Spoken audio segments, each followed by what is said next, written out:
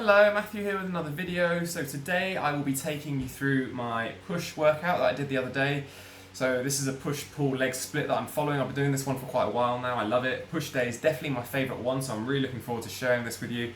Basically on push day I work on the chest, shoulders and tricep muscles, as you'll see.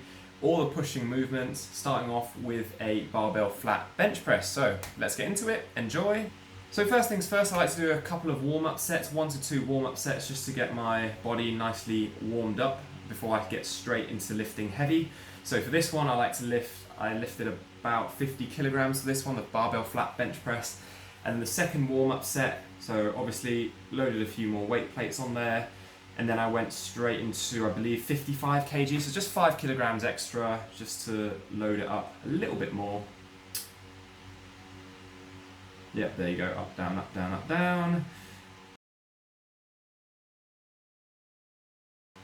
Loading a few more plates, and now straight into the working set. So this one, I believe I lifted, you can see here, 70 kilograms. Focusing on the eccentric move, so again, trying to control that movement on the way down. As I'm lowering the weight, I want to make sure that I'm breathing in, and then as I bring the barbell up, that's where I'm breathing out. Next exercise I did is the machine shoulder press. Now for this one, again, controlling your breathing, I want to make sure that my feet are firmly on the floor, which will give my body some stability so I can properly isolate the shoulders for this. So my lower body is completely fixed. Again, making sure the movements are nice and slow on the way down, not so slow for that. Obviously this is on a rewind, fast-paced type thing. And the next one, back to a chest exercise. So I went for an incline dumbbell bench press. So the difference between an incline press and a flat press is the flat chest press is going to work the central part of your chest, also known as the pecs, whereas a incline chest press is going to work the upper region of your chest, so it's good to add a bit of variety in there.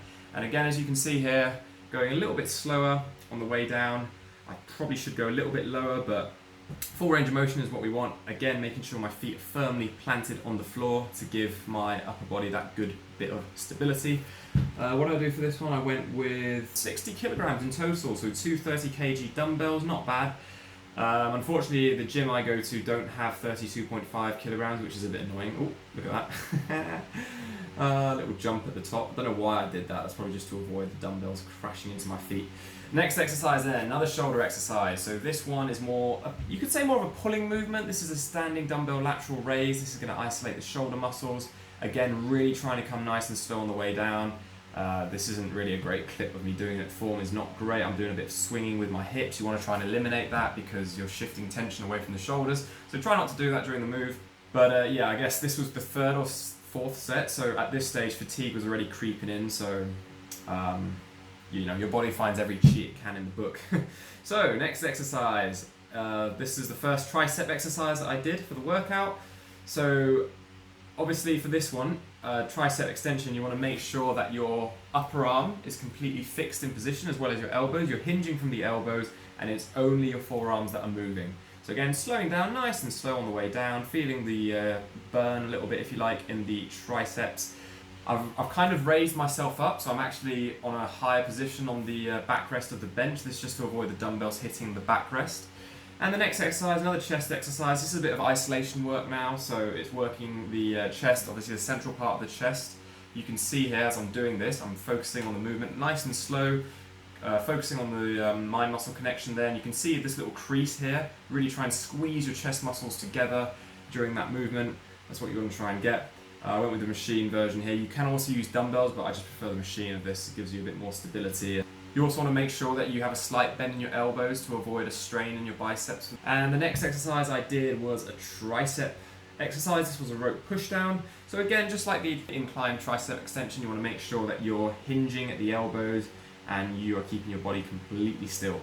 So this was the first set. I managed to do that, but again, as I got to the third or fourth set, fatigue was creeping in a little bit, and so there was a bit more swinging from the body, not too much. But yeah, definitely felt a good pump in the triceps during this move. So yeah, usually about a minute's rest in between, sip some water, and then straight into the following sets. Same exercise. And I did a bit of abs to finish off this movement actually. So this was an ab crunch using the machine. Kind of like a sit-up movement, but it's just the movement, the range of motion is very limited compared to a sit-up. So this is going to isolate your abdominal muscles, your stomach muscles, coming forward nice and slow, firmly gripping the handles.